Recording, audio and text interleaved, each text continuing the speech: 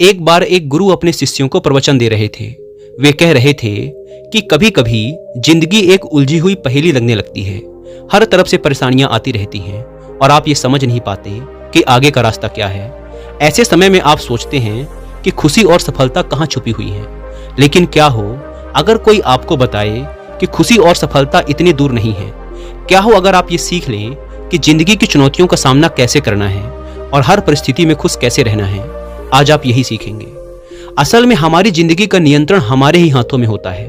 ये हमारे कर्म और हमारी सोच ही है जिससे हम खुश या दुखी होते हैं। हम अपने विचारों में थोड़ा सा बदलाव लाकर अपनी जिंदगी को पूरी तरह से बदल सकते हैं। जैसे एक मूर्तिकार अपनी कल्पना और कला से एक मामूली पत्थर के टुकड़े को एक खूबसूरत मूर्ति बदल देता है। बस बिल्कुल इसी तरह हम भी अपनी सोच और कर्मों से अपनी जिंदगी को सुंदर और खुशहाल बना सकते हैं। तो क्या आप सब तैयार हैं इस बदलाव को महसूस करने के लिए? क्या आप भी अपनी परेशानियों को जानकर, पहचान कर उनसे छुटकारा पाना चाहते हैं? यदि हाँ, तो मेरी बातों को अंत तक ध्यान से सुनो। एक इंसान का जीवन उसकी वास्तविकता है। आज जो उसके सामने है वह उसकी सच्चाई है। बीता हुआ कल और आने वाला कल भी आपका आज नहीं हो सकता। जो बीत गया वह बीत गया, वह आपका गुजरा हुआ कल था। और जो आने वाला कल है वह तो अभी तक आया ही नहीं, तो वो आपकी सच्चाई कैसे हो सकता है? इसीलिए आपकी सच्चाई आपका आज है।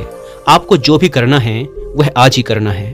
अब जरा सोचिए, हम अपने बीते हुए कल और अपने आने वाले कल के लिए अपना आज दांव पर क्यों लगाएं? बात यह है कि हमारे आज में अगर हमारा कोई साथी हो सकता है तो वो है हमारा दिमाग। इंसान अपने आप को अपने दिमाग से अलग नहीं कर सकता और ना ही अपनी सोच से। हाँ, लेकिन अपनी सोच को बदल जरूर सकता है। हम आज जो कुछ भी हैं वह हमारा एक नया रूप ही है। अब आप पहले के जमाने के लोगों, अपने दादा दादी को ही देख लीजिए। उनकी सोच और आज की पीढ़ी की सोच में जमीन आसमान का अंतर है। इंसान के दिमाग को प्रकृति ने प्रगतिशील यानी आगे की ओर बढ़ने वाला ही बनाया है।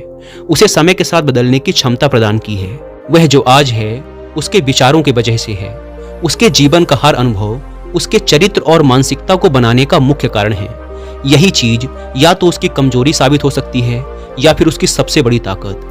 हमारे बुजुर्ग अक्सर कहते थे कि लालच बुरी बला है, लेकिन लालच आखिर है क्या? यह हमारी सोच की ही एक उपज है।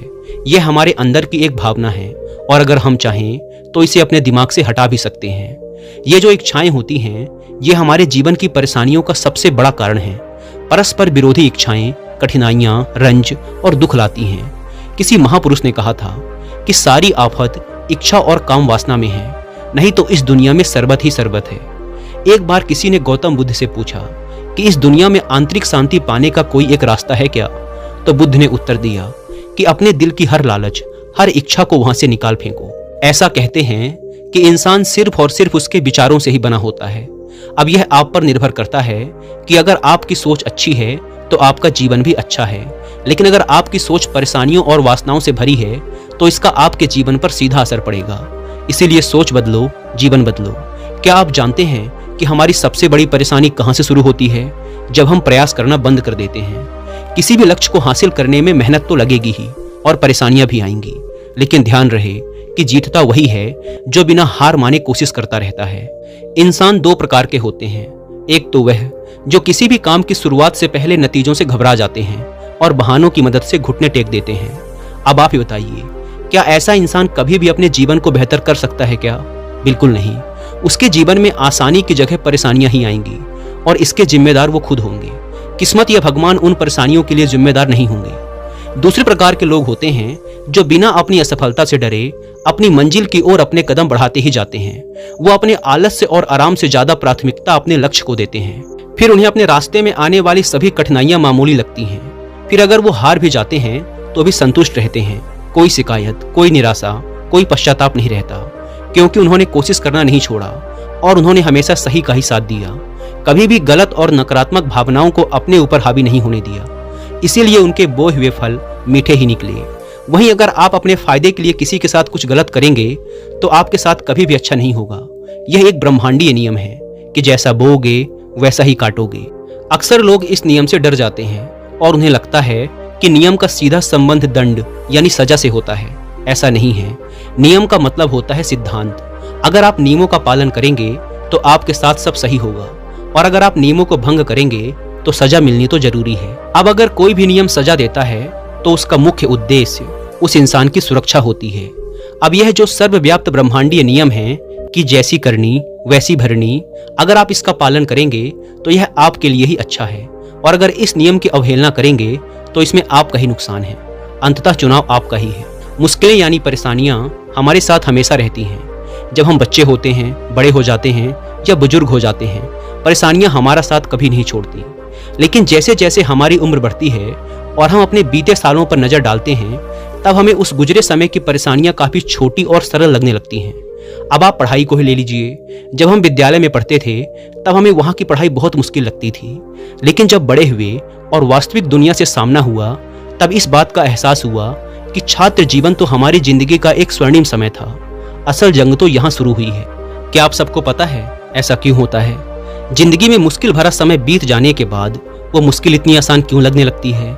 क्योंकि तब तक हम उस परेशानी की गहराई को समझ चुके होते हैं, उसके आदी हो चुके होते हैं। अगर वापस से हमें वैसे ही मुश्किलों का सामना करना पड़े तो हम अपने पुराने अनुभव की वजह से उसका अच्छे से और ज्यादा चतुराई से सामना कर पाएंगे। अचानक समस्या आ जाने पर घबरा जाना एक आम बात है, लेकिन हमें यहीं पर संभलना है। जब हम घबराते हैं तो गलतियां कर बैठते हैं। इसीलिए अपने दिमाग पर नियंत्रण करना और उसमें चल रहे विचारों को समझना बहुत जरूरी है। अगर आपने यह रुकावट पार कर ली तो समझो परेशानी गायब हो जाएगी। मानसिक स्थिरता सबसे जरूरी चीज है, क्योंकि मुश्किल समय में आपको गलत तरीके अपनाने के विचार भी आते हैं, लेकिन इन विचारों पर लगाम लगाना ही असल परीक्षा है। अगर आप अपनी परेशानियों का दोष दूसरों पर डालेंगे तो कभी भी उस परेशानी से निकल नहीं पाएंगे। जीवन की आधी से ज्यादा परेशानियों का मुख्य कारण यही है कि इंसान अपने विचारों को और अपने दिमाग को सही से संतुलित नहीं कर पाता। किसी ने बिल्कुल ठीक ही कहा है कि आप सबसे ज्यादा धैर्य एक धैर्यहीन इंसान के साथ रहकर ही सीख सकते हैं। अगर आप उसके धैर्यहीन स्वभाव के साथ खुद भी अपना धैर्य खो देंगे तो फिर उस परिस्थिति का सामना कैसे कर पाएंगे? बिल्कुल यही संबंध हमारा और हमारी मुश्किलों का भी है। मुश्किल परिस्थितियों के समय में अगर हम अपने दिमाग का संतुलन गंवा देंगे तो हम अपने ही जीवन को मुश्किल बना लेंगे। इसीलिए दिमाग और विचारों का उचित संतुलन सबसे ज्यादा जरूरी है। आप समझते हैं कि व्यक्तिगत स्वतंत्रता का मतलब क्या होता है और यह हमें हमारी जीवन की समस्याओं को सुलझाने में कैसे मदद कर सकती है। व्यक्तिगत स्वतंत्रता का मतलब है कि हर इंसान अपने व्यक्तिगत निर्णयों के लिए स्वतंत्र है। जैसे जब आप बाजार जाते हैं तो वहां से अपने लिए कुछ खरीदना है, क्या खरीदना है और क्या नहीं, ये पूरी तरह से आपकी व्यक्तिगत पसंद होती है। आप किसी पर भी कुछ खरीदने के लिए दबाव नहीं डाल सकते। इसी तरह व्यक्तिगत स्वतंत्रता का अर्थ है कि हर इंसान अपने विचारों का जिम्मेदार खुद होता है। आप सिर्फ अपने विचारों को बदलने की और उन्हें सही दिशा में लगाने की जिम्मेदारी ले सकते हैं, लेकिन दूसरों के विचारों की नहीं। एक पवित्र इंसान दूसरे अपवित्र इंसान की सोच या जीवन को नहीं बदल सकता, लेकिन हाँ, वह अपने आत्मज्ञान की यात्रा में मिले अच्छे अनुभवों से दूसरे को समझा जरूर सकता है। जब भी कोई अनुभवी व्यक्ति हमें हमारे जीवन से संबंधित कोई सलाह दे तो हमें यह नहीं सोचना चाहिए कि मैं उसकी सलाह क्यों लूं, मैं जो कर रहा हूं वही सही है। कभी कभी हमें अपने से ज्यादा अनुभवी लोगों की बात मान लेनी चाहिए, क्योंकि वे उस मुसीबत से पहले ही गुजर चुके होते हैं। अगर आप उनकी बात नहीं मानते फिर जो भी परिणाम रहेगा उसके जिम्मेदार आप खुद होंगे। अगली चीज कि कोई भी काम छोटा या बड़ा नहीं होता, काम तो काम होता है और आपका काम ही आपकी असल पहचान बनाता है। मान लो अगर आपको एक बहुत बड़ा व्यापारी बनना है तो आपको शुरुआत एक छोटे काम से ही करनी पड़ेगी। धीरे धीरे कदम दर कदम आप आगे बढ़ेंगे। अगर आपकी सोच और आपके कर्म एक हो गए तो एक दिन आप बहुत बड़े व्यापारी बन जाएंगे। लेकिन अगर आप सोचते हैं कि नहीं, मुझे तो सीधे कुछ बड़ा ही करना है, मैं छोटे मोटे कामों के लिए नहीं बना हूं, तो आप हमेशा वहीं रहेंगे जहां हैं, कभी भी उस जगह से आगे नहीं बढ़ पाएंगे। ध्यान रखिएगा कि बादलों के ऊपर उड़ने वाला एक बाज भी अपनी ऊंची उड़ान की शुरुआत जमीन से ही करता है। जब हम समझ जाते हैं कि हर काम की अपनी एक अहमियत है तो कोई काम छोटा नहीं लगता। असल में कर्म करते रहना ही असल जिंदगी है। हमारी शारीरिक और मानसिक क्रियाएं ही जीवन का असली सार हैं। जो लोग ज्यादा मेहनत करते हैं, जैसे मजदूर, किसान या सिपाही, वो लोग शारीरिक रूप से ज्यादा मजबूत होते हैं उन लोगों से जो सिर्फ एक जगह बैठकर काम करते हैं। इसी तरह जो इंसान ज्यादा मानसिक कार्य करता है और जिंदगी का हर फैसला सोच समझ कर लेता है, वह अमर हो जाता है। उसे उसकी समझदारी के लिए मरने के बाद भी याद किया जाता है। हमारे कर्म बीज की तरह हैं, जो आज हम बोते हैं वही कल हमें फल देंगे। आलसी इंसान नकारात्मक ऊर्जा को ही आकर्षित करता है, वही मेहनती इंसान अपने छोटे से छोटे काम में भी मेहनत और सफलता के बीज बोता है। इसीलिए उसे हर काम में सम्मान और सफलता मिलती है। आप जो भी काम करते हैं, बड़ा या छोटा, उसकी इज्जत कीजिए, वह भी आपको इज्जत दिलाएगा। हमारे दिमाग में सही और गलत की जंग हमेशा चलती रहती है। जीवन की हर परिस्थिति में हमारे दिमाग में दोनों तरह के विचार आते हैं। सही विचार यानी अच्छे और कल्याणकारी विचार, और गलत विचार यानी ऐसे विचार जिसमें सिर्फ हमारा ही फायदा हो और सामने वाले का नुकसान। अक्सर हमारा दिल अच्छे विचारों को बढ़ावा देता है और दिमाग बुरे विचारों की तरफ ज्यादा आकर्षित होता है। यह जंग हमेशा हमारे दिमाग में चलती रहती है और इसमें जीत किसकी होगी, यह पूरी तरह से हम पर ही निर्भर करता है। जब हम इस जंग को सकारात्मक तरीके से जीतते हैं, तब हम जीवन को सही नजरिए से जीना सीख लेते हैं।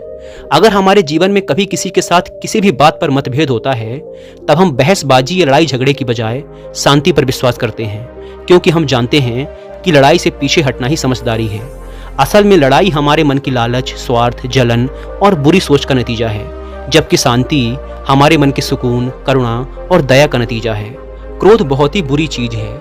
यह हमें अपनी ही आग में जलाता रहता है और इस आग की जलन से हम अपने अंदर की खूबसूरत ठंडक को महसूस करना भूल जाते हैं। लेकिन यह हमारी ही व्यक्तिगत जिम्मेदारी है कि हम अपनी समझदारी से अपने क्रोध को काबू करें, तभी हम बहुत सारी मुश्किलों से बच सकते हैं। क्रोध पर काबू पाने का एक आसान तरीका है और वो है लंबी और गहरी सांसें लेना और छोड़ना। जब भी आपको क्रोध आए और कुछ भी समझ में ना आए, तो आप यह अभ्यास कर सकते हैं। आपका क्रोध जल्दी शांत हो जाएगा और फिर आप उस परिस्थिति का शांति व स्थिरता से सामना कर पाएंगे। गुस्से में लिए हुए फैसले हमेशा हानिकारक साबित होते हैं, इसीलिए क्रोध से बचें और अपने जीवन के जरूरी फैसलों को इस आग से हमेशा बचा कर रखें, क्योंकि क्रोध हमेशा मूर्खता से शुरू होता है और पश्चाताप पर समाप्त। दोस्तों, उम्मीद है कि आपको इस वीडियो से बहुत कुछ सीखने को मिला होगा और अगर वीडियो पसंद आई तो वीडियो को लाइक और चैनल को सब्सक्राइब जरूर करें। धन्यवाद।